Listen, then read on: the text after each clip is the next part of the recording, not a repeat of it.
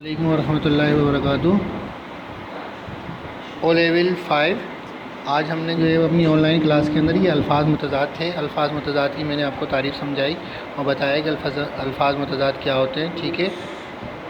یہاں پر بھی میں اس میں بھی ایک دفعہ بتا دیتا ہوں کہ ایسے الفاظ جن کے معنی ایک دوسرے کی ضد یعنی الٹ ہوں متضاد الفاظ کہلاتے ہیں، مثلا سیاہ کا سفید۔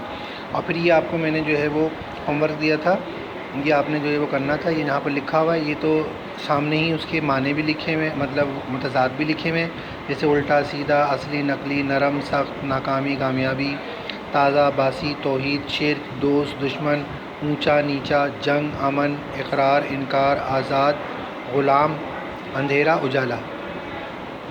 اب یہ تو الفاظ آپ نے کرنے ہی ہیں، اس کے علاوہ میں نے چند الفاظ آپ کے لیے اور نکالے ہیں۔ یہ دیکھیں الفاظ متضاد، یہ آپ کو جو ہے وہ اس کے خود سے کرنے ہیں، وہاں سے تو آپ دیکھ کے اتار لیں گے، مگر اب آپ اس کے جو ہے وہ بنائیں گے۔